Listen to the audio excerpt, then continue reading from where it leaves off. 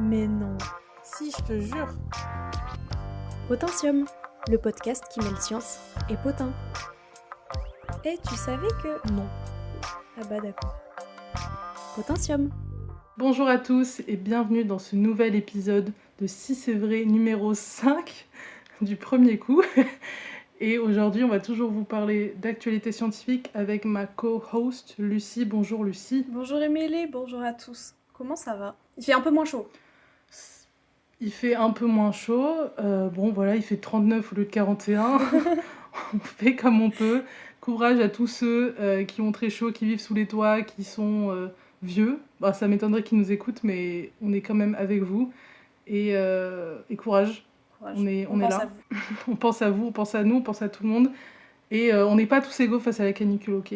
Voilà. Je préfère le dire. Et on n'a pas tous chaud pareil. Bref. C'est bon, j'arrête. Donc on va commencer les actualités, à part si Lucie, tu veux nous parler de quelque chose peut-être ? Écoute, sachant que cet épisode, il va être posté fin juillet, sachez que, les petits gens qui nous écoutent, le 12 août a lieu une éclipse solaire, plutôt sympa. Vous pourrez voir aux alentours de 20h, en fait, la lune qui passe entre le soleil et la terre, du coup ça va cacher le soleil, mais c'est pas une éclipse totale, enfin... La lune, elle recouvrira de genre 90% le soleil, bon c'est quand même pas mal, mais genre c'est pas 100%. C'est pas mal.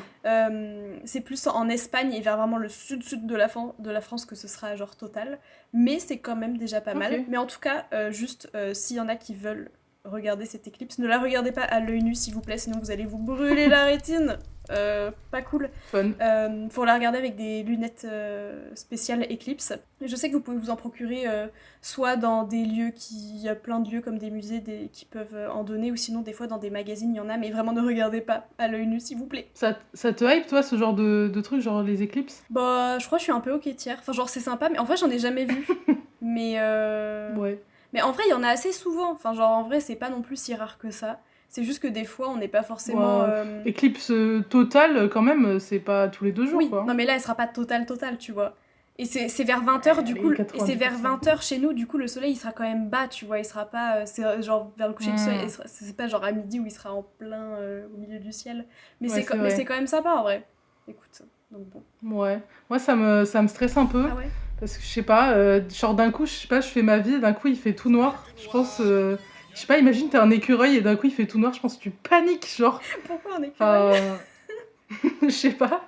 Non, mais je m'imagine, c'est pas naturel, c'est vraiment la définition naturelle, mais je sais pas, moi je pense je vais paniquer un peu, mais. Bah après, mais ça va, c'est vers vie. 20h, genre, c'est vers le soir, genre. Ça va en vrai. Mais je comprends. Je vais aller dormir à 20h. Bref. C'est pas grave, non, mais soyez pas stressés comme moi, c'est ok. Super. T'avais pas d'actu à dire ? Bah, j'entrais chez moi et il y avait un gros scarabée que j'avais pas vu et j'entends ce crunch sous ma semelle et je lève et je vois genre un énorme scarabée qui est en mode et je te jure, je suis re-rentrée chez moi, je me suis assise et genre je me suis sentie extrêmement mal et j'ai attendu 15 minutes sur mon canapé, je suis arrivée 15 minutes en retard au taf et j'ai dit non mais j'ai eu un problème de vélo mais j'étais juste trop mal genre. Non, voilà. Mais en même temps le pauvre, non, mais je pense que t'étais en train de faire le deuil. Ah mais dis pas ça, tu me fais culpabiliser. Mais non mais je comprends pourquoi t'étais mal. C'était horrible. Ouais, mais vraiment trop mal. Mais la loose, je pleure pour un scarabée, enfin à un moment faut me réveiller quoi. La guerre, je vais mal la vivre. Hein. Mais parle pas de guerre. Est-ce qu'on... non mais c'est bon. Bon bah très bien, et ben on va alors commencer nos petites actualités. Ouais. C'est parti, on commence avec la rubrique Ainsi soit-il. Jingle. Ainsi soit-il. Ok, sympa. Bon Lucie, comme d'habitude, à toi l'honneur. Allez, alors moi je vais vous parler de séisme, parce que peut-être vous en avez entendu parler. Il y a un double séisme qui a frappé le Venezuela le mercredi 24 juin à 18h04, heure locale. Alors plus précisément, c'était... Enfin le séisme... C'était déjà très précis, hein. Plus précis en termes de lieu. J'ai pas précisé. Ouais, ok. À la seconde près. Non. Le séisme, il s'est fait ressentir jusqu'à 200 km de la capitale qui est, Émilie, tu sais pas la capitale du Venezuela. Je ne savais pas non plus, je suis trop nulle en capitale, donc je t'en veux pas. Est-ce que c'est... Non, j'ai pas... Non, rien. C'est Caracas. Je l'aurais jamais eu, c'est bon. Jamais. Et bref, ce double séisme, il a touché du coup la ville de Caracas, les états d'Aragua, d'ailleurs je m'excuse si je prononce mal les noms, l'état de Carabobo, Falcón et La Guera, et Miranda. et d'autres zones autour. Enfin bref, il a touché vraiment plein de zones. Et l'épicentre du séisme était à la Guera, c'est à 40 km de la capitale. Qu'est-ce qu'un épicentre, on va me dire? L'épicentre, c'est le point à la surface de la Terre où c'est le foyer du séisme, si vous voulez. Et l'épicentre, c'est pas à confondre avec l'hypocentre. Et l'hypocentre, lui, c'est vraiment l'origine du séisme, le foyer du séisme, mais en profondeur. C'est pas à la surface. Ok, je connaissais pas. L'épicentre, c'est du coup la verticale de l'hypocentre à la surface. Genre en profondeur, t'as l'hypocentre, c'est vraiment l'origine du foyer, du séisme. L'origine du foyer du séisme. Oui. C'est... Non, mais on est précis avec les termes. L'hypocentre, c'est le foyer du séisme en profondeur. Et tu traces une verticale vers la surface à partir de l'hypocentre. Et quand tu arrives à la surface, c'est l'épicentre en fait. L'épicentre, c'est l'hypocentre, mais à la surface. Ouais, c'est très J'ai clair. l'impression, plus je continue, moins c'est clair. Mais gars, tu l'as dit 4 fois et j'avais compris à la première. Hein. Je sais pas pourquoi tu t'acharnes. C'était très clair. Ok. Je m'assure que tout le monde a compris, même au fond de la classe. Tout le monde a compris, je pense. Bon, bref. Et du coup, là, au Venezuela, l'hypocentre, il était pas si profond que ça. Il était genre à une dizaine de kilomètres, ce qui l'a rendu hyper dangereux en soi, parce que c'était pas profond, quoi. Et du coup, petit rappel, c'est quoi un séisme? Tant que j'y suis. Un séisme, c'est le résultat de l'évacuation de l'énergie qui est libérée par des roches qui sont sous contrainte. Et dans la majorité des cas, les séismes, ça va être dû à un contact entre des plaques tectoniques. Je dis dans la La friction. La friction. Pas que, en vrai. Si vous vous souvenez, avec les chaussures et tout, bref. Si c'est vrai numéro 1 ou 2, je ne sais plus lequel c'était. Ouais, exact. Mais bref, après les séismes, ça peut être aussi d'origine volcanique ou humaine, mais c'est pas du tout le majoritaire. Dans la majorité des cas, c'est vraiment les plaques tectoniques. Et d'ailleurs, du coup, comme je parle de plaques tectoniques, vous doutez bien que je vais vous expliquer ce que c'est les plaques tectoniques quand même. Je vais faire un petit cours de géologie parce que j'aime bien la géologie. Alors, vous voyez la Terre, elle est constituée de plusieurs couches. Pourquoi tu te moques? Pardon, mais t'as fait un geste en mode fallait le faire. Oui, parce que t'as fait un rond avec ses mains. J'ai fait un rond pour mimer la Terre. La Terre, elle est constituée de plusieurs couches. En partant du centre vers l'extérieur, on a le noyau, le manteau et la croûte terrestre et océanique, pour simplifier. Et on a aussi une couche qu'on appelle la lithosphère. La lithosphère, elle comprend la croûte terrestre et une partie du manteau supérieur. Et cette lithosphère, elle est découpée en plusieurs plaques qu'on appelle plaques tectoniques. Et actuellement, on dénombre au total 15 plaques. Elle a dansé la tectonique, c'était super. On fait des blagues en silence. C'est super. Et pour vous donner un exemple, nous en France, on est sur la plaque eurasiatique. Voilà. Et les plaques, elles sont dites tectoniques, mais pourquoi? Pas parce qu'elles dansent la tectonique aussi bien qu'Émilie, mais parce que ces plaques, elles bougent, elles sont pas statiques. Et en fait, elles bougent constamment, elles se frottent, s'éloignent, se rapprochent ou se chevauchent. Comme toi avec tes ex. Oh, c'est... Ouch, hein. Désolée, mais t'as dit des mots, je t'en mode, c'est abusé là. Mais je parle des plaques. Oh, pardon, je te laisse continuer. Non, je vais pas forcément rentrer dans les détails, mais en gros, ces plaques... J'arrive pas à penser à autre chose maintenant. Ces plaques, les plaques tectoniques, elles bougent de quelques centimètres par an, et quand elles sont en contact les unes les autres... Fais pas cette tête-là. Quand elles sont en contact les unes des autres, ça va engendrer en fait une tension, une contrainte énorme entre les roches. Et à un moment, ça va en fait atteindre un point de rupture et les roches, elles vont s'éter brutalement le long d'une zone de fracture qu'on appelle une faille. Et en fait, ça va libérer une énorme quantité d'énergie sous forme d'ondes qui vont se propager dans la Terre jusqu'à la surface. Et c'est ça en fait les séismes, c'est les résultats des ondes qui sont venues à la surface. Mais alors, la plupart du temps, on n'entend pas les séismes. Hein, parce que, en fait, j'ai appris, je savais pas forcément, en fait, il y en a tous les jours, mais en fait, ils sont trop faibles pour les sentir. Même en France, il y en a plusieurs séismes par jour, mais en fait, ils sont trop faibles pour qu'on les sente. Bref. Revenons-en au Venezuela. D'ailleurs, j'ai même pas précisé où était le Venezuela. Le Venezuela, c'est un pays au nord de l'Amérique du Sud. À sa gauche, il y a la Colombie, et à sa droite, Guyana. Et son drapeau du Venezuela, ouais. Je l'ai pas. C'est tricolore horizontal. T'as, je crois, jaune, bleu, rouge. Et au centre, t'as des étoiles. Je sais pas si je crois que c'est un demi-cercle. C'est genre comme la Colombie et l'Équateur. Non, je crois pas trop. Enfin, je sais plus. Non, c'est okay. on coupe. Non, Mais du coup, la partie qui est du coup touchée par ces séismes, c'est vraiment le nord du pays, le nord du Venezuela. Et du coup, en gros, dans ce cas-là, au Venezuela, en fait, le Venezuela, il est à la frontière entre la plaque tectonique caraïbe et la plaque tectonique sud-américaine. Et ces deux plaques, elles glissent l'une contre l'autre sur une distance qui va de la Colombie jusqu'à l'est du Venezuela, donc vraiment c'est très long. Et ce glissement, en fait, c'est ce glissement qui a provoqué le double séisme et tous les dégâts qu'il y a eu. Et aussi, les dégâts, ils ont sûrement été... Enfin, il y a eu autant de dégâts aussi parce que les bâtiments et toutes les structures vénézuéliennes n'étaient pas forcément adaptées à ce genre de catastrophe naturelle. Pour ceux qui veulent plus de précision, la faille le long de laquelle les plaques coulissent, elle est appelée selon les régions Bocono, El Pilar ou San Sebastián. Okay. Voilà. Petit bilan de ce double séisme qui est ravageur. 3685 morts, 16 740 blessés et 50 000 personnes portées disparues selon les Nations Unies. C'est énorme. C'est abusé. C'est énorme. C'est ce double séisme, magnitude 7,2 et 7,5, et les deux étaient séparés de 39 secondes. Oh putain. Voilà. Du coup, magnitude 7,2 et 7,5 sur l'échelle de Richter. Je vais vous expliquer juste après c'est quoi l'échelle de Richter pour ceux qui ne savent pas. Et ce séisme, c'est le plus puissant du pays depuis 1900. Donc là, d'ailleurs, je parle de magnitude, mais attention, faut pas confondre magnitude et intensité d'un séisme. Parce que la magnitude, il n'y a pas d'unité, enfin genre comme vous l'avez vu là je dis 7,2 et 7,5, et la magnitude ça correspond à l'énergie qui est émise par le séisme, alors que l'intensité ça va être comment il est ressenti en surface. Et la magnitude elle est mesurée du coup avec des sismographes, voilà. Après je vais pas forcément vous expliquer comment fonctionne un sismographe parce que on n'a pas le temps, j'ai envie de dire. Du coup, magnitude 7,2, 7,5 sur l'échelle de Richter. C'est quoi l'échelle de Richter? C'est une manière de mesurer l'impact d'un séisme. Et il existe d'ailleurs une autre manière de mesurer la magnitude qui s'appelle la magnitude de moment. Et je ne savais pas qu'elle existait. Et la magnitude de moment, c'est moment genre en mode c'est le moment, tu vois. Genre ça s'écrit M-O-M-O-N-T. Je pensais au streamer, je sais pas si tu vois. Oui, je vois qui c'est. C'est pour ça que j'ai précisé. Je pensais que c'est ça. My bad.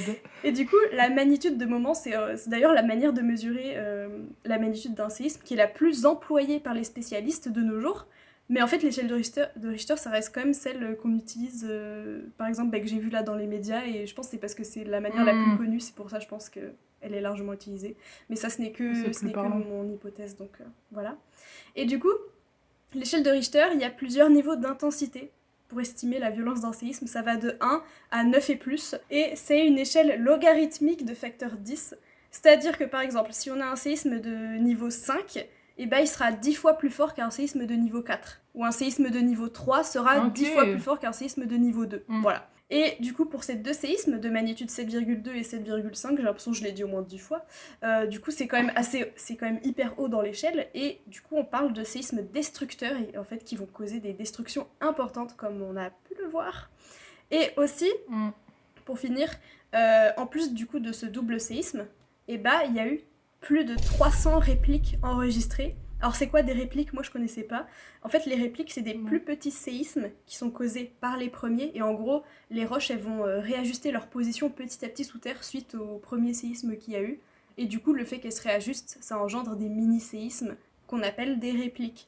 Mais du coup ils sont moindres mais quand même ils sont là, et du coup il y a eu plus de 300 répliques qui ont été enregistrées suite à ce double séisme, donc c'est beaucoup. Donc voilà, beaucoup de dégâts humains et matériels au Venezuela, et en me renseignant et tout, franchement ça m'a rendu trop triste parce que pareil je voyais plein de trucs sur ce séisme et tout, et ça me rappelle aussi... J'ai vu des vidéos, ça me rappelle aussi à quel point en France on n'est pas du tout préparé au séisme. mais après en même temps on n'est pas sur des plaques. Non, on n'est pas même à côté, limite de donc plaque. c'est peu probable. Ouais. Parce qu'on est sur une plaque, on est tous sur des plaques, mais tu veux dire à la limite des plaques. On est tous sur des plaques, oui, mais voilà, Actually. parce que quand t'es sur une fissure, c'est oui, vraiment. C'est quand t'es sur une fissure où les trucs sont plus puissants, quoi. Ouais. Voilà.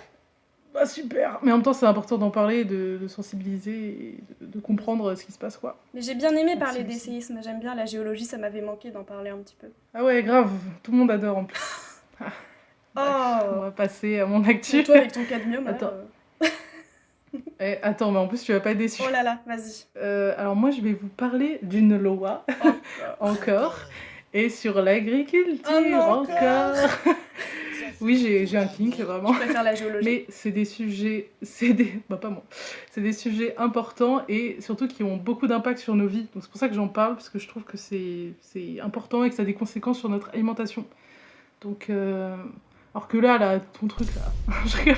Mais arrête. Il n'y a aucun impact sur nos vies. Mais arrête, c'est Je horrible. rigole. Je l'ai pris très, Oh, très premier degré. Mais oui, mais tu es malade. C'était une blague, évidemment. Bref, donc il y a une loi qui a été adoptée par le Sénat, donc après l'Assemblée nationale, le 2 juillet, et c'est la loi d'urgence agricole. Du coup, elle a été proposée par le gouvernement avec un peu une envie de réconciliation avec les agriculteurs, parce que vous avez vu, il y a quand même pas mal de gens sur les ronds-points avec des tracteurs, et du coup, ils ont fait, bon, faut peut-être les calmer. Et du coup, pendant 4 jours, le Sénat a relu les articles qui avaient été passés par le gouvernement, et on va dire qu'ils ont changé 2-3 trucs. Et du coup, là, il y a un petit problème entre le ministère de la Transition écologique et celui de l'Agriculture, parce que du coup, les nouveaux articles qui ont été mis rentrent en contradiction avec un peu l'envie de transition écologique. Yes. Donc, il y a un petit problème. Et je vais juste vous parler vite fait de ce qui a été adopté, pour que vous voyez un peu la merde de ce que c'est que cette loi. Mais après, chacun son avis, hein. Mais en gros, déjà, je sais pas... Tout le monde a entendu les méga bassines et les bassines avec ce qui s'était passé à Sainte-Soline. Et du coup, là, le gouvernement, ils sont chauds pour développer ces bassines.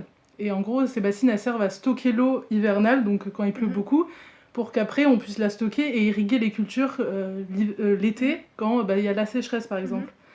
Mais en soi, dit comme ça paraît être une bonne idée.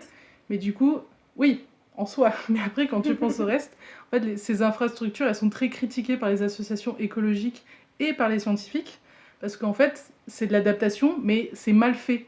C'est-à-dire que ça s'appelle la maladaptation, voilà, on est des génies. Parce qu'en fait, en stockant l'eau de l'hiver hors des sols, en fait, on empêche les sols, du coup, de s'humidifier l'hiver, et ça empêche le sol de se développer, et ça le tue. En fait, si on lui donne pas son eau... On dérègle les cycles. Donc c'est en fait... Ouais, c'est ça, on l'empêche de se nourrir, et du coup, en fait, le sol est encore pire l'été, donc c'est pas ouf. Et ça décale le problème, quoi. Aussi, on sait que quand les bassines sont abandonnées, il y a beaucoup d'animaux qui meurent, parce que du coup, c'est des énormes bassines, ils peuvent pas en sortir. Je sais pas s'il y a plein de vidéos de gens qui vont sauver les animaux à l'intérieur. Et bref, c'est en gros... la solution, ça devrait qu'on ait un modèle d'agriculture qui consomme moins d'eau. Enfin, c'est une adaptation, mais qui décale le problème et qui le règle pas, quoi. Ouais. Voilà. Donc super, premier article, super.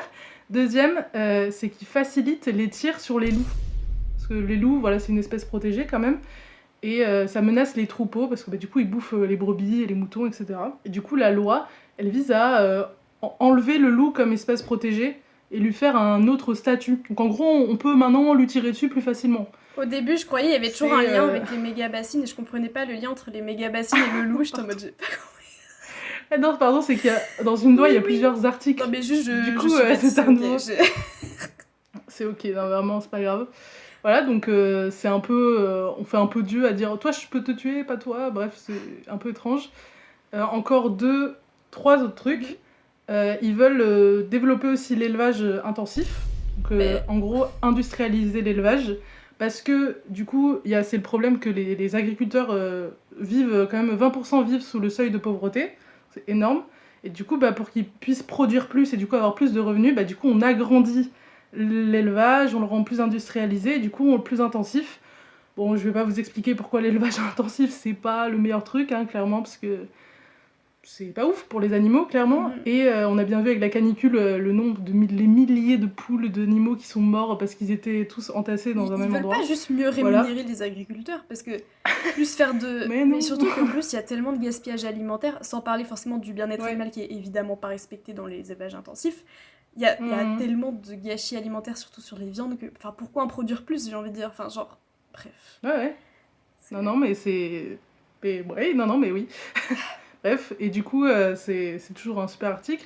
Et un autre truc, j'ai pas tout dit, et peut-être je l'explique mal, mais c'est des trucs très compliqués, donc je donne ce que j'ai lu, et après il faut aller se renseigner. De toute façon, on met toutes nos sources détail, dans les commentaires, dans la description, si vous voulez aller voir plus en détail les informations. Ouais, exact. Après, l'avant-dernier, c'est que à côté des agricultures, il y a des zones de non-traitement, des ZNT, En gros, c'est que les agriculteurs ne doivent pas mettre de pesticides ou de choses pas bonnes pour la santé dans ces zones pour que les habitants autour ne soient pas impactés par les pesticides, par exemple.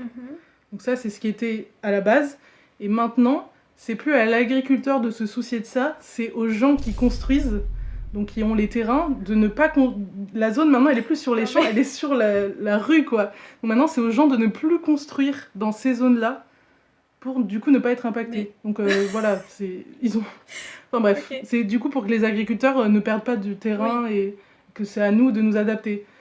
Oui, mais... C'est... non, mais bref. Et un truc qui moi j'ai trouvé plutôt bien, mais c'était du coup de mettre un plancher, pas un vrai plancher, je commence très mal ma phrase, mais en gros que les coûts où ils vendent leurs produits, les agriculteurs, qu'il y ait un plancher qui peut pas aller en dessous de leur coût de production. Pour pas qu'il y ait trop de compétitivité. Ils peuvent pas vendre à perte. Ouais, ok. Ouais, c'est ça. Aussi, la compétitivité, c'est un gros point. Donc, ce serait pour améliorer leurs conditions de vie, qu'ils aient un salaire un peu mieux. J'étais en mode, ok, mais pourquoi tout le reste enfin, 1 sur 5, vraiment, c'est... Ouais, c'est ça. Après, il y avait d'autres trucs, évidemment, des détails que, politiquement, je comprends pas exactement. Là, j'ai mis ce que j'avais compris. Il y a plein d'autres trucs. Et voilà, je glisse aussi qu'il y a une pétition, comme pour la loi Dupont, qui vise à renvoyer la loi en Assemblée nationale pour qu'elle soit rediscutée. Voilà, ça vous intéresse, je poste ça là, si vous voulez signer la pétition, parce que c'est... Voilà, bon bref, c'est un peu aberrant. On vous mettra le lien dans la description, alors au pire comme ça, voilà. Exactement. Et du coup, vous pouvez aller signer. Là, j'ai vu, elle est sortie, je crois, il y a 2 jours, elle est déjà à 30 000 sur 100 000. Donc, c'est pas mal. En même temps, ça intéresse. La loi du plomb aussi, ça avait fait beaucoup parler. Et surtout que ça, du coup, ça impacte aussi le monde agricole, parce que du coup, il y a beaucoup d'agriculteurs qui sont pas pour ces décisions. Et enfin, ça divise beaucoup là où c'était censé réconcilier. En fait, ça recrée une division. Donc voilà. Mais c'est un pur plaisir. On n'écoute pas les scientifiques toujours, c'est rassurant. Je suis désolée. On commence bien toujours. C'est bien. Non, mais il fallait en parler parce que c'est des lois comme ça qui passent, qui sont aberrantes. Et moi, je suis toujours très frustrée de rien pouvoir faire face à ça et de voir des décisions comme ça sur nos vies à nous être prises. Et voilà, je voulais en parler. Et c'est de l'actualité quand même, qui font pas. Bref, bon, je crois qu'on a fini sur ces sujets bien fun. Et en même temps, c'est normal, hein, tout n'est pas fun. On va passer sur la rubrique « Je suis sidérée ». Jingle. Je suis sidérée. C'est fou. Ok, bah Lucie, let's go. Hein. Alors moi, pour mon actualité insolite, je vais vous parler d'une étude qui a montré que les souris, je vous la fais grossièrement, que les souris reniflent leur nourriture de manière très précise quand elles mangent. Ok, d'accord. En gros, c'est une étude qui a été publiée dans Science Advances le 3 juillet et qui a été réalisée par plein de gens. Je vais citer les noms parce que j'aime bien donner les noms des gens pour leur donner crédit. Du coup, cette étude a été réalisée par, je m'excuse si je prononce mal les noms, Mang Gao, John M. Barrett, Rita Fisher, Donald R. McCrimmon, Daniel W. Wilson, Min Gong Ma et Gordon M. G. Berger. Et en gros, ils se sont posé une question concernant les souris, qui est comment distinguer quand une respiration est faite pour respirer ou pour sentir. Très bonne question. Et aussi, est-ce que la respiration, elle est coordonnée avec un mouvement des mains quand on mange? Et si oui, comment? Et que finalement, en fait, on sait peu de choses sur des choses qui paraissent basiques, genre, est-ce que quand les souris elles mangent, genre, comment elles font finalement? Matériel et méthode, comment ils ont fait leur étude? Ils ont construit un système d'enregistrement multimodal pour synchroniser la respiration et les mouvements des mains et de la tête. En gros, ils avaient une vidéo de la souris quand elle est en train de manger, en même temps un enregistrement de la respiration au niveau du nez des souris, et en même temps un comptage des reniflements quand les souris mangeaient. Et donc ils ont analysé la combinaison de ces 3 outils, la vidéo, l'enregistrement et le comptage, sur des souris affamées qui étaient en train de manger. Oui. Les pauvres. Qu'est-ce qu'ils ont observé comme résultat? Ils en ont observé plusieurs. Premièrement, les mouvements, donc des mains et de la tête quand les souris mangent, ces mouvements ils sont coordonnés avec la respiration lors des reniflements alimentaires. Ils appellent ça des reniflements alimentaires. Et ils sont coordonnés à l'échelle de la milliseconde, donc vraiment quasi parfait quoi. Deuxième résultat, la respiration, elle se réorganise juste avant que la nourriture arrive sous le nez. Genre, ils apportent la nourriture sous le nez, et dès que la nourriture arrive vraiment sous le nez, la respiration, elle change, elle se renouvelle un peu. C'est un peu comme si le cerveau, il anticipait le moment de sentir, finalement. Et du coup, ça montrerait bien une coordination entre le mouvement des mains et la respiration. Autre résultat, les mouvements des mains et de la tête. Ils sont asymétriques, ils ne se font pas exactement en même temps, mais ils sont très synchronisés lors du sniffage de la nourriture. Et ils ont réussi, les chercheurs, à décrire en 7 étapes comment la souris mange avec justement le mouvement des mains et tout. C'est si précis, je trouve ça adorable. Oui, du coup, je vais vous faire les 7 étapes parce que c'est un peu quand même drôle. Première étape. Comme ça, vous pouvez vous imaginer en même temps et vous pouvez le faire chez vous en même temps, comme si vous étiez une petite souris. Pour savoir comment manger comme une souris. Première étape, les mains montent. Genre en mode comme si t'as de la nourriture dans les mains, tu vois. Et les mains montent vers la bouche, tu vois, pour manger. Les mains montent et la tête descend un peu, tu vois, en même temps, pour attraper en même temps ce que t'as à manger, tu vois. Étape 2, le rythme de la respiration se réinitialise. Bon, je sais pas comment vous pouvez faire ça, juste vous changez de rythme de respiration. Étape 3, l'inspiration commence. Donc vous inspirez. Étape 4, là la nourriture elle est au plus proche des narines, les mains elles se retournent pour elles se retournent pour les faire pour les manger quoi. Et la tête elle continue de descendre, elle avait pas fini de descendre la tête, attention. Ok. Étape 5, les mains, enfin là t'as mangé, t'as fini de sentir, les mains s'éloignent rapidement du nez et descendent, enfin genre en mode t'as fini de sentir, tu retires tes mains. Et Mais elle est où la nourriture? Bah elle était dans la main, mais genre tu l'avais sentie et là tu la redéposes. Et il la mange pas, d'accord. Bah là c'est surtout pour sentir. Ok, my bad. Peut-être depuis le début je dis manger, my bad c'est sentir. Je m'excuse. T'as fini de donc étape 5, les mains s'éloignent du nez et du coup elles redescendent et la tête elle commence à remonter. Étape 6, les mains sont revenues à leur position initiale, la tête continue à se redresser toujours. L'inspiration est finie, t'étais toujours en train d'inspirer hein. Et l'expiration commence. Et dernière étape, la tête est retournée en position initiale et l'expiration est finie. Ah désolée mais c'est si sérieux pour ça, ça me fume de rire. Mais c'est tout. En fait, toutes ces étapes, c'est pour dire qu'en fait, les mains et la tête, elles sont asymétriques. Genre, tu vois, il y a quand même un petit décalage, mais elles sont quand même très synchronisées. Genre, lors du sniffage de la nourriture. Voilà. Autre résultat de l'étude. Les reniflements alimentaires, ils sont différents des autres modes de reniflage. En fait, les reniflements alimentaires, ils sont plus rapides, avec des cycles plus courts, alors que l'inspiration pour l'odeur, quand elles mangent pas, quand elles sont pour sortir d'autre chose, ben, elle est suivie d'une expiration qui est plus longue. Voilà. Autre résultat, avant-dernier, les reniflements alimentaires, ils sont modulés comportementalement. C'est-à-dire que, en fait, le comportement respiratoire, donc la respiration, elle peut s'ajuster selon le type d'aliment et si cet aliment il est nouveau ou pas. Peut-être t'es en mode c'est nouveau et genre du coup t'es peut-être un peu excité, tu vois. Et d'ailleurs ça implique des régions du cerveau qui sont liées au mouvement, ce qui montre encore une fois le lien entre mouvement et respiration. Voilà. Dernier résultat, le comportement qu'on observe, que je décris depuis tout à l'heure, notamment avec les 7 étapes, il reste similaire même si l'environnement olfactif il change, donc vraiment c'est quasiment tout, enfin c'est tout le temps ça finalement.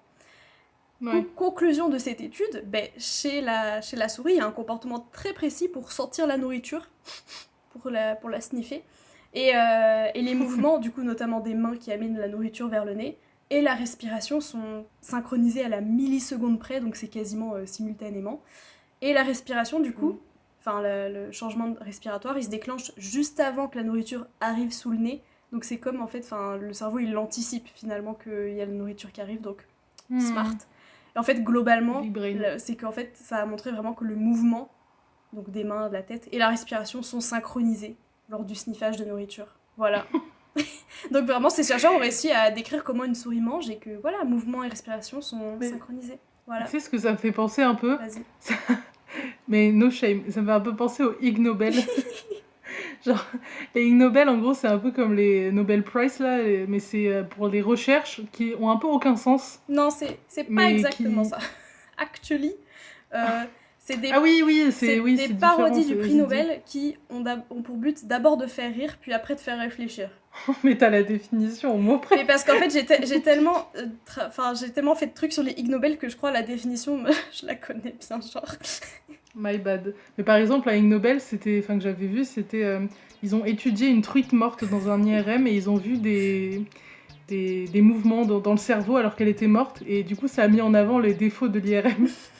Et je trouve ça... Le fait qu'ils aient mis... Genre, tu vois, c'était un saumon, une truite dans un IRM morte.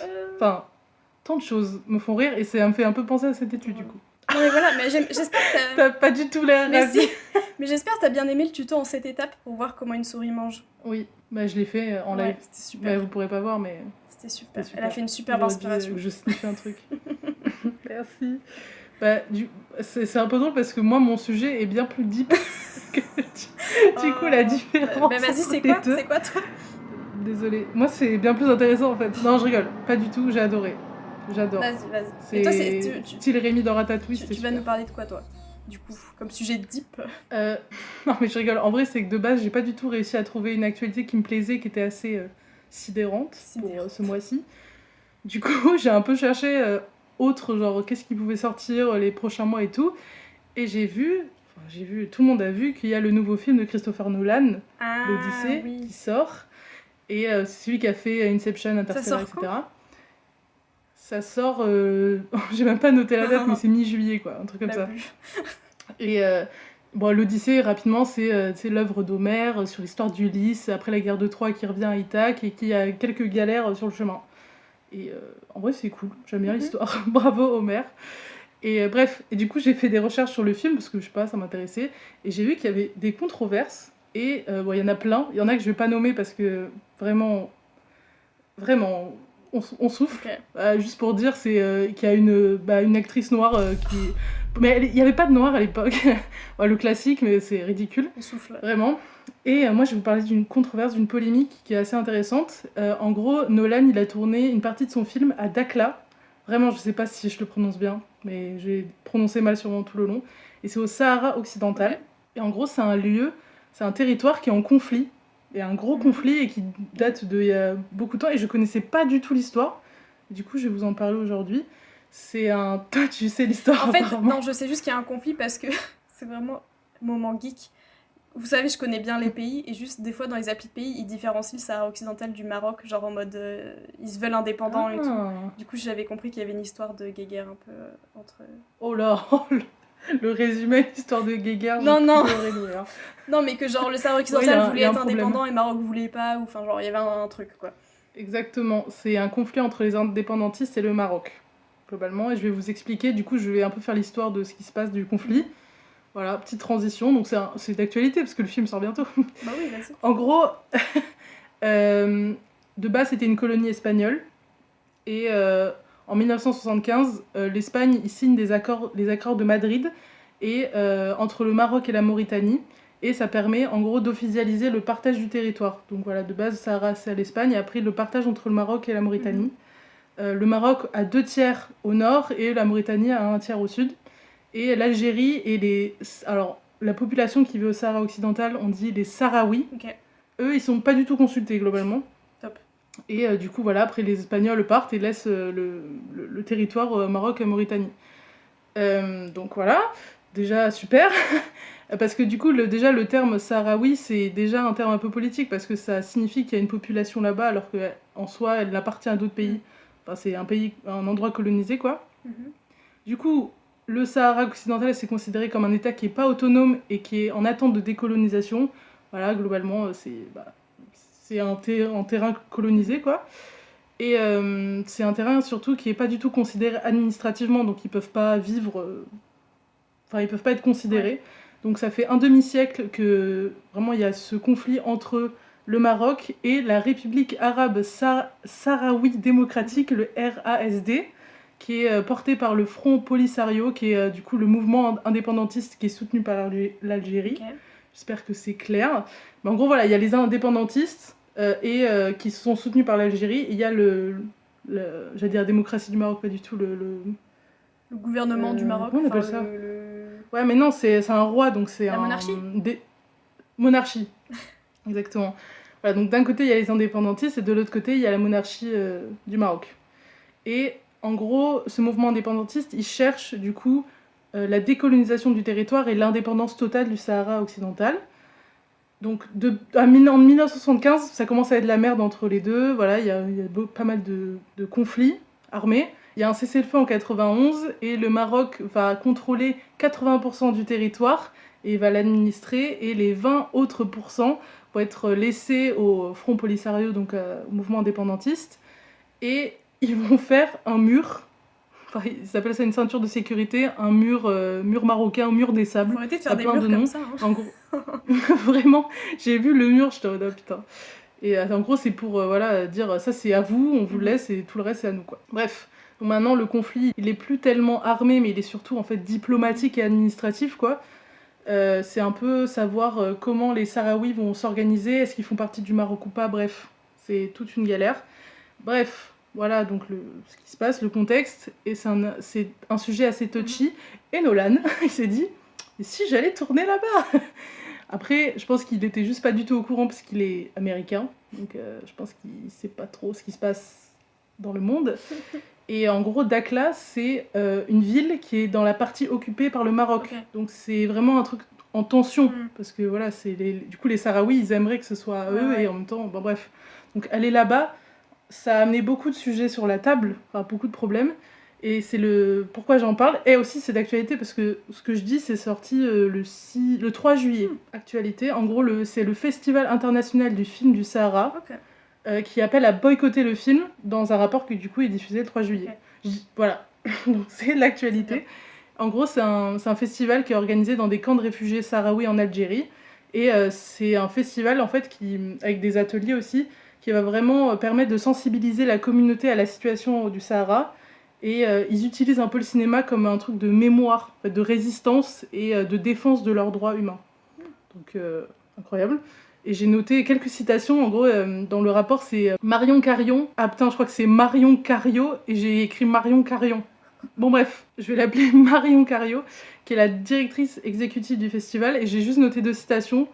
Elle dit « Lorsque Christopher Nolan foulera le tapis rouge en se rendant à la première, il piétinera également le droit international, en particulier le droit du peuple sahraoui à son territoire et à ses ressources, qui sont exploitées illégalement par le Maroc. Wow. » Ok. Et elle dit « Nous demandons au public de considérer ce film comme il le ferait pour un film réalisé en Ukraine occupée par l'aval de Poutine ou dans les colonies illégales de Palestine avec la bénédiction de Netanyahou. » Donc c'est pour montrer en fait à quel point le sujet est très fort là-bas et très important, et pour eux, j'allais dire pour eux, mais c'est un pays qui a été colonisé quoi. Nolan, même sans le savoir, ce qu'il a fait, c'est en fait un peu négliger le contexte. Et ça donne des questions de est-ce que on peut transformer un territoire colonisé en décor de cinéma sans... en fait, il normalise un peu l'occupation, parce qu'il a pas mis de mots dessus, en fait, il s'est pas du tout exprimé sur le sujet. Donc voilà, moi je connaissais pas du tout le contexte. Je savais qu'il y avait une guerre pour se partager le Sahara, mais je savais pas exactement ce qui se passait. Et voilà, je trouve ça un peuple opprimé quoi. Enfin, c'est horrible, et je trouve ça fou que Nolan s'est pas renseigné sur où il allait tourner. Mais en même temps, du coup, il était peut-être après il le savait, mais il était en mode balèque, tu vois. Ce qui est horrible. Bah ouais, mais c'est horrible. C'est ce qui est horrible, mais ça se trouve il le savait, on sait pas. J'espère. Parce que je sais que apparemment le roi du Maroc du coup a beaucoup encouragé Nolan à aller tourner là-bas, parce que du coup pour lui ça montre que ça fait partie du Maroc, tu vois ce que je veux dire, ça l'encourage dans ça, et ça invisibilise totalement les personnes qui se battent pour leur terre quoi. Donc voilà, mais c'est un sujet sans fin, vraiment c'est à peine le haut de l'iceberg parce que c'est très complexe, en même temps c'est des conflits, c'est horrible. Et mais voilà, au moins vous sachez maintenant. En vrai, je savais pas. Aller vous renseigner, mais même le film, je savais pas qu'il y avait toute une controverse autour. Franchement, c'était super intéressant. J'ai bien aimé. Ah, merci. J'avais un peu peur parce que je l'ai un peu rafistolé cette actualité. Mais je suis tombée sur plein de trucs intéressants, et j'espère que c'était assez clair. C'est vrai que c'est pas du tout le même sujet que mes souris qui sniffent de la nourriture, mais c'est ok. Mais les deux, c'est pour ça, c'est sidéré. Oh, voilà, j'ai mis c'est sidéré parce que je connaissais pas, et du coup j'étais très surpris d'apprendre tout ça. Ça passe. Mais les deux sont sidérants à leur niveau, et c'est pour ça qu'on fait ce podcast. Bref, on va passer sur un côté un peu plus cool, un peu plus détente peut-être. Je sais pas ton actu, mais j'espère. On va passer à la rubrique C'est super jingle. C'est super. Trop bien. Alors pour l'actualité positive, je vais vous parler d'Ebola. Ah non, mais tu te fous de ma gueule. Elle se fout de ma gueule là. Non, mais... Ok, ça va être un gros épisode aujourd'hui. Mais je vous jure, c'est positif. C'est comme la dernière fois, je parlais de la sclérose en plaques, et ça finit sur positif. Là, ça va finir aussi sur positif, sur une note d'espoir. Ebola, qu'est-ce que c'est ? Ebola, c'est un virus qui se transmet par contact direct, par des fluides corporels de personnes infectées. D'ailleurs, personnes infectées, qu'elles soient vivantes ou non. D'ailleurs, je savais pas. Et j'ai vu aussi que ça peut être transmis par de la viande de faune sauvage, genre des éléphants, des serpents, des singes, des chauves-souris, etc. Mais je pense que c'est plus rare. Mais bref, j'ai vu ça et je voulais... Mais qui sont infectés. Oui, je pense du coup. J'ai pas vu plus d'infos, j'ai juste vu ça, j'étais en mode ok, genre je savais pas. Bref. Mais en tout cas, retenez que c'est par des fluides corporels de personnes infectées. Donc sang, salive, etc. C'est quoi les symptômes d'Ebola ? Bon, en premier lieu, il y a la fatigue, mais comme quasi toutes les maladies, j'ai envie de dire. Ensuite, douleurs musculaires, maux de tête. Et ensuite, c'est souvent des vomissements, des diarrhées et parfois des rougeurs, boutons ou plaques au niveau de la peau. Et après, vraiment, le stade vraiment critique, voilà, ça va être des hémorragies internes et externes, donc pas fifou. Yes. Et d'ailleurs, le temps entre le contact avec le virus et les premiers symptômes, c'est-à-dire la durée d'incubation, elle varie entre 2 à 21 jours, donc c'est quand même assez large. Et tant que les personnes n'ont pas de symptômes, elles sont pas contagieuses. Voilà, je précise. Ok. Et là, tu te demandes peut-être, est-ce qu'on en guérit d'Ebola ? Et bah, en fait, il n'y a pas de traitement précis pour la maladie à virus Ebola, c'est son petit nom complet. Il y a par contre quand même des vaccins contre certaines souches du virus, mais pas toutes les souches. Mais après, quand il y a quand même un traitement des symptômes, ça va augmenter le taux de survie, normal, mais bref, si on traite les symptômes quand même, il y a moyen de s'en sortir. Parce que c'est assez meurtrier comme maladie ? Bah, c'est que tu vas voir que là... Ok, bref. super. Parce que pourquoi je vous en parle en fait d'Ebola, c'est qu'en fait là, la République démocratique du Congo, que je vais abréger RDC tout le long de l'actualité, sinon c'est un peu long de dire République démocratique du Congo, c'est un pays situé au centre de l'Afrique, et en fait la RDC, elle connaît là actuellement sa 17e épidémie d'Ebola depuis le 15 mai, donc 17 c'est beaucoup, et en fait l'épidémie touche maintenant aussi l'Ouganda, qui est un pays voisin, et en fait le foyer de l'épidémie en RDC, elle est vers la frontière avec l'Ouganda et le Soudan du Sud, dans la province de l'Ituri, c'est au nord-est du pays, et petit bilan pas très joyeux, au 4 juillet, il y a 506 morts pour l'instant, avec 1561 cas qui ont été recensés de personnes infectées, sachant que ces chiffres ils seraient sous-évalués. Donc voilà, et en fait, plus les jours passent, plus il y a de morts. Et selon l'Institut national de santé publique de la RDC, le taux de décès est de 31,2% pour l'instant. Donc, ce qui est énorme, enfin genre c'est vraiment un tiers des personnes qui sont infectées qui décèdent, donc c'est quand même énorme. Et en fait, cette épidémie, elle est due à une souche du virus qui est hyper rare, qui s'appelle, désolée si je le prononce mal, Bundibugyo. Bref, c'est une souche du virus qui est très rare, et il n'y a pas de vaccin ou de traitement pour cette souche, donc c'est là le problème, et pourquoi il y a beaucoup de personnes qui meurent. Et au vu des proportions que cette épidémie prend, l'OMS, donc l'Organisation mondiale de la santé, elle a lancé une alerte internationale. Et alors, c'est quoi la bonne nouvelle dans tout ça ? C'est qu'en fait, il y a un... Oui, mais j'attends, en fait. En fait, ça arrive. Il y a un essai clinique qui a débuté le 2 juillet sur 2 traitements. Concrètement, ça veut dire qu'en fait, il y a 2 traitements qui sont en train d'être testés, donc c'est plutôt chouette. Et en fait, cet essai clinique, il est appelé Partners, en majuscule, enfin c'est un acronyme. Okay. Et cet essai clinique, il est coordonné par l'Institut national de recherche biomédicale de la RDC, avec le soutien de l'OMS.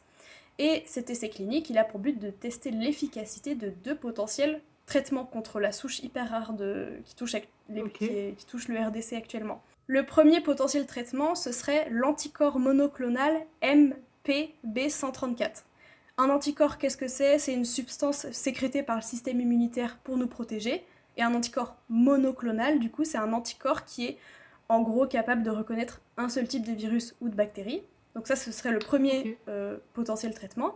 Le deuxième, ce serait l'antiviral Remdesivir, je sais pas si ça se dit comme ça. Un antiviral, c'est une molécule qui va perturber le cycle de réplication d'un ou plusieurs virus. Voilà. Et du coup, l'objectif de l'essai clinique, c'est de voir si seuls ou ensemble, ces 2 traitements peuvent guérir justement la souche d'Ebola. La souche rare d'Ebola, comme je disais. Et du coup, si cet essai clinique est positif, si ces traitements marchent, ces traitements ils seraient potentiellement en fait, rapidement accessibles aux personnes contaminées. Et du coup, c'est un premier gros espoir, surtout qu'en fait, cet essai clinique, en fait, il est arrivé hyper vite. Enfin, genre là, il y a un peu plein de gens qui sont sur le dossier, quoi, pour essayer de faire accélérer les choses, parce que l'épidémie, elle s'arrête pas, quoi. Et d'ailleurs, Ouais. je voulais dire juste, personnellement, j'ai surtout entendu parler de l'épidémie là, d'Ebola parce qu'il y a eu des cas en France. Enfin, genre, j'ai l'impression que en fait, si ça touche pas la France, c'est quelque chose de proche, on n'en parle pas. Genre, Non, mais c'est exactement. De toute façon, bref. dès qu'il y a des épidémies ou des maladies en Afrique, c'est que quand ça touche les pays, enfin du coup, les Ouais. continents voisins, que ça, on en parle quoi. Ouais. Et C'est parce pas- que, en fait, c'est que. Pourquoi du coup ils en parlaient en France, c'est qu'en fait il y a un cas d'Ebola qui a été recensé sur le territoire français et il a été guéri le 4 juillet. Et en fait c'était un médecin qui était revenu de la RDC le 23 juin et il avait eu des symptômes pendant l'avion au trajet du retour et du coup il a été directement pris en charge à son arrivée à l'aéroport en France et il a été isolé, il en est ressorti indemne. Et en fait c'est le premier cas d'Ebola qui a été diagnostiqué hors de l'Afrique. Et c'est le premier cas d'Ebola diagnostiqué en France, du coup c'est pour ça qu'on en a surtout entendu parler. Mais bref, enfin genre vraiment l'épidémie là en RDC, enfin les centres de santé ils sont saturés, l'accès est compliqué au traitement, il n'y a pas assez de moyens humains et matériels et le nombre de morts il continue à augmenter chaque jour. Et aussi comme je l'ai dit là l'épidémie elle a été déclarée en mai, mais en fait le pays il se bat contre cette souche depuis février. Mais du coup, sans que personne vienne en aide parce que l'épidémie, enfin l'état d'épidémie n'était pas déclaré. Donc bon, certes depuis que ça a été déclaré en mai, il y a quand même un peu plus d'aide, mais c'est quand même encore hyper insuffisant face à la violence de l'épidémie. Du coup, vraiment, l'enjeu là, ce serait justement cet essai clinique avec les 2 traitements. Et aussi le suivi des cas contacts, parce que les cas contacts, ils sont pas encore bien suivis. Ouais. Parce que pour l'instant, ils sont juste marqués en fait sur une feuille et ils sont pas trop suivis. Et donc, en fait, un meilleur suivi des cas contacts, ça permettrait de casser en fait la barrière de transmission du virus et donc possiblement d'arrêter l'épidémie. Donc, ce serait vraiment ça les enjeux. Et du coup, les traitements là, pour l'instant, en vrai, ça redonne beaucoup d'espoir parce que pour l'instant, ça a l'air de bien avancer quoi. Donc, affaire à suivre, mais voilà. Ok, c'est cool. Enfin, c'est cool. Il y a 10% de l'actu qui est cool et le reste c'est en mode. Non, mais fallait mettre le contexte. Ok. Et pour dire qu'il y a une bonne Oui, nouvelle oui, et c'est que vrai. peut-être on va en venir à bout de cette souche et de cette épidémie qui est en RDC. Surtout qu'il y a un. J'ai vu Ouais. tout à l'heure et même d'autres fois que. La RDC, là, il y a en plus un contexte politique hyper compliqué et que. Il y a beaucoup de personnes aussi qui sont dues au contexte politique, qui sont en famine, etc. Et que du coup, le virus, l'épidémie n'aide pas du tout et que du coup, vraiment, c'est un peu la galère, quoi. Du coup, vraiment, faut essayer de les aider, mais c'est compliqué. Ouais.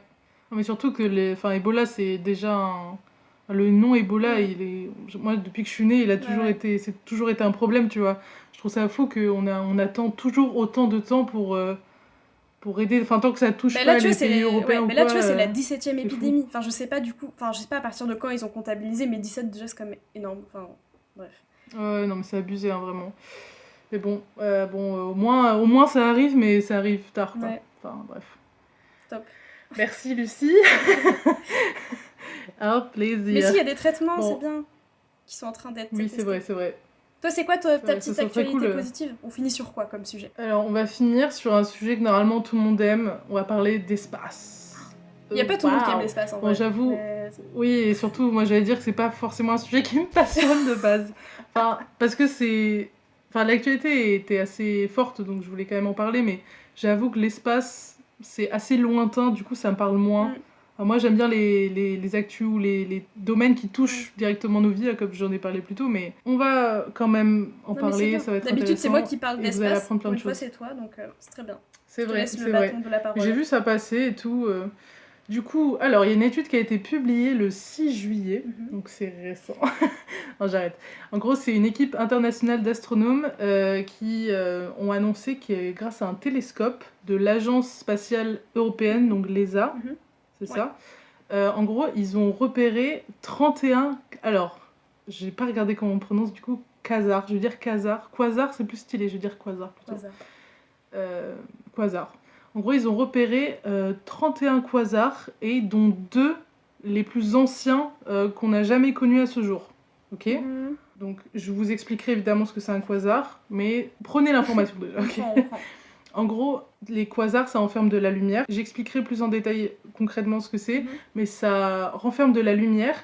Et les 2 quasars qu'on a découvert, parce que j'étais dans l'équipe apparemment, ils étaient présents quand l'univers avait 670 millions d'années. Et pour remettre en contexte, là, il a 13,8 milliards d'années. Donc c'était un petit bébé, globalement. Baby Universe. Donc c'est ça. Donc c'est pour ça que ça intéresse autant et que ça a autant fait parler, c'est qu'en fait, la lumière qu'il contient, elle date d'il y a 13 milliards d'années. Donc pour les scientifiques, c'était une super découverte. J'ai expliqué maintenant en détail pourquoi. Déjà, le télescope. Il s'appelle Euclide, Ok. évidemment, comme le célèbre mathématicien. Vous savez, l'axiome d'Euclide? Non? Personne? Grave. Ok, que moi, super. Bah, je connais Euclide J'adore de les maths, nom, hein, mais mais, je sais pas le truc que tu viens de dire. C'est pas grave. Un jour, j'en parlerai, mais ce n'est pas le moment. En gros, ce télescope, il a totalement bouleversé l'astronomie parce qu'en 2 ans à peine, Euclide, il a doublé le nombre de quasars connus. Purée. Et un quasar, c'est rare. C'est pas genre une étoile, tu vois. C'est un gros truc. Donc là, pour eux, c'est une révolution. Et non. Merci Euclide, déjà. Et un quasar, c'est quoi? Maintenant, Oui. parlons-en. Arrêtons de tourner autour du pot. En gros, c'est un disque de gaz qui tournoie autour de trous noirs super massifs. Ok. C'est... Non, mais je rigole. C'était pour montrer à quel point c'était lointain comme sujet, mais je vais vous expliquer encore plus en détail. En gros, quasar, ça vient de objets quasi-stellaires. Ok. Parce qu'en fait, avant, quand on a découvert les premiers quasars, on savait pas trop ce que c'était. On pensait que c'était un peu des étoiles parce que c'est très lumineux. Donc on disait que c'était un objet quasi-stellaire qui s'est transformé en quasar. Et en fait, il y a eu plusieurs observations, mais ça collait pas exactement avec une étoile, tu vois. Donc on était en mode what the fuck. Et en fait, ils ont compris que c'était un objet qui était extrêmement loin, et beaucoup plus loin qu'une étoile. Et du coup, ils se sont dit, ok, donc c'est aussi brillant qu'une étoile, mais c'est 1000 fois plus loin. Donc ça doit être un truc extrêmement lumineux. Et du coup, vu que c'était extrêmement lumineux, ils en ont déduit que c'était des trous noirs supermassifs. Ok, donc un trou noir supermassif, comme dans le nom, c'est un énorme trou noir, globalement. Et ces trous noirs, ils sont au centre des galaxies. Ok, donc ils sont au centre des galaxies, et ça veut dire qu'ils vont engloutir tout ce qui les entoure. Donc énormément de gaz et de poussière. Okay, c'est un parce que aspirateur, voilà, dans une galaxie. Ouais, c'est un énorme aspirateur au milieu d'une galaxie qui chope tout, quoi, globalement. Et sauf que du coup, quand toute la matière, elle se rapproche du trou noir, elle va chauffer très très fort, et vraiment des températures extrêmes, hein, je vais pas vous dire. Et ça, du coup, ça va libérer une grosse énergie en rayonnement. Donc c'est pour ça que ça fait autant de lumière, parce que voilà, ça chauffe et ça libère de la lumière, globalement. Et c'est les entités les plus lumineuses de l'espace. Voilà, donc c'est pour ça aussi que nous, on les repère. Et voilà, donc les quasars, c'est en gros le gaz, la lumière qui est émise par les trous noirs. Ok. C'est pas les trous noirs, mais c'est un peu ce qui est autour, quoi, ce que nous on voit. C'est son auréole un peu, au trou noir. Ouais, un peu, ouais, exactement. Et, et du coup, voilà, donc les quasars qu'on a vus, c'est des quasars qui détenaient de la lumière, de la matière d'il y a 13 milliards d'années. Et du coup, ça permet aux scientifiques de comprendre les premiers âges qui sont très très mal connus par nous de l'univers. Et surtout, ce qui était intéressant avec Euclide, avec le télescope et avec les nouvelles découvertes, c'est que maintenant, les quasars, c'est plus un seul sujet. On commence à avoir vraiment plein de sujets différents et on peut commencer à faire des modèles, par exemple. Tu vois ce que je veux dire? En fait, quand tu as un seul sujet, tu l'étudies en tant que sujet unique. Maintenant qu'on en a plusieurs, on peut voir leurs différences, enfin, tu vois ce que je veux dire? On peut faire une moyenne et du coup faire... Ouais. On peut commencer à faire des modélisations, etc. Et à de plus en plus comprendre, en fait, comment on en est arrivé là et qu'est-ce qui se passe, etc. Donc ça, c'est très cool. Et surtout, les quasars les plus vieux qu'on a découverts, toujours il faut que j'arrête de dire ça, c'était pendant une période très importante de l'histoire de l'univers. C'est... Alors, je la connaissais pas non plus, hein. C'est l'époque de réionisation. Mais bien sûr. What the fuck is that? En gros, c'est de base le cosmos, y a un peu rien, c'est froid, c'est neutre, c'est pas chargé, il y a des atomes, voilà, d'hélium et tout, mais c'est pas chargé, quoi. Et là, ça va passer à un état chaud et ionisé, donc c'est-à-dire qu'il va avoir des charges positives et négatives, parce qu'un atome, c'est neutre, et un ion, c'est chargé soit positivement, soit négativement. Oui. Et du coup, cette période de chaud et d'ionisation, c'est là où ça va commencer à créer les premières planètes, parce qu'avec du neutre et du froid, la vie ne peut pas exister et les choses ne bougent pas, quoi. Et du coup, grâce au rayonnement très fort des quasars, ça a permis de modifier un peu la matière. Donc c'est un peu grâce aux quasars qu'on en est là, quoi. C'est grâce à leur luminosité et à leur rôle que le cosmos s'est transformé. Et du coup, c'est encore une hypothèse qui est chargée de voir à quel point ils étaient importants dans ce rôle-là. Mais du coup, si on découvre... C'est un peu comme s'ils avaient éclairé la scène, et du coup, ceux qui étaient sur la scène, ils étaient en mode « Wouhou, commence à faire des trucs !» Ouais, c'est ça, la lumière commence, et du coup, ça modifie tout ce qui se passe dans le cosmos. Bon, après, c'est tellement lointain que c'est que des Oui. hypothèses, mais du coup, si on comprend mieux le mécanisme d'un quasar, on peut peut-être comprendre comment l'univers s'est Ouais. développé depuis sa plus tendre enfance, quoi. Trop stylé. Donc voilà, donc c'est sympa. C'est vrai que c'est assez flou quand même. Enfin, vous pouvez voir des photos, des représentations. C'est un gros trou noir qui brille, Pourtant, j'ai globalement. envie d'aller voir. Mais c'est fou. Je vais voir. C'est fou de se dire ça que ça existe et que genre il y a un... Enfin bref, moi de toute façon les trous noirs, je suis pas fan de l'idée de base. Parce que Pas fun, les trous noirs. je sais pas, un truc qui engloutit tout. Ah oui, là, Je sais je pas. vois des images de quasar. En fait, on dirait un peu une toupie. Enfin, genre, avec le trou noir au milieu. Oui, oui. Ouais, c'est un peu ça, ouais. Et tu vois, c'est le truc lumineux qui est vraiment autour, en couronne un peu. Stylé, stylé. Voilà. Et je sais pas si je sais pas où j'ai vu ça, mais qu'en gros, ils expliquent que quand tu vas dans un trou noir, en gros, tu finis ta vie, tu vois toute ta vie défiler ultra vite et tu vois ce que je veux dire là Non, t'as jamais vu ça? Non, moi j'ai vu, je crois que genre tu deviens un peu comme un spaghetti. J'ai vu par contre. Ah waouh. Ouais, mais c'est ça. Genre Et t'es je crois tellement, que tu vois du coup tellement comprimé que tu deviens comme un spaghetti, genre. Et du coup en même temps tu vois ta c'est vie défiler. horrible. T'es un spaghetti qui voit ta vie. Ouais, je crois. Enfin, genre, je crois que tu vois un peu la vie défiler devant toi, un peu au ralenti, et en même temps vite, et genre, t'es un peu... Enfin, Mais ça c'est pas juste après, quand je tu crois vas que j'ai vu mourir. ça dans un film. Tu sais, Ah, quand t'es au je sais pas. bord de la mort, tu sais, des fois on te dit que tu vois ta vie défiler. Je sais pas si c'est propre au trou noir. Je sais pas, mais j'aime pas ce sujet, donc on va pas changer. Non, mais c'est sûrement, j'ai vu ça dans un film, et ne prenez pas ça pour acquis, c'est ok. Mais bref, voilà, c'était mon actualité. Faut parler un peu d'espace quand même. Je sais que ça intéresse quelques personnes. Mhm. Et mais moi, ça me fait un peu peur l'espace, donc je laisse ça aux grandes personnes. C'est ok. On a fini cet épisode. C'était toujours très cool. Oui. J'adore parler d'actualité. Oui, c'était très chouette. It was really Oui. fun. N'hésitez pas, comme d'habitude, à on nous a- suivre sur nos réseaux sociaux, Instagram, TikTok, pour ne rien manquer des épisodes. Et pareil, on met des petits extraits animés des épisodes, si vous voulez aller voir, plutôt sympathique. Oui. Et là, avec Émilie, on va se prendre des mini-vacances et on se retrouve du coup à la rentrée en septembre et on va vous proposer plein d'autres trucs. On a trop hâte que vous voyez tout ce qu'on a en tête en fait. On espère que vous serez au rendez-vous et du coup, on se dit à dans un mois. Bisous. Mais non. Si, je te jure.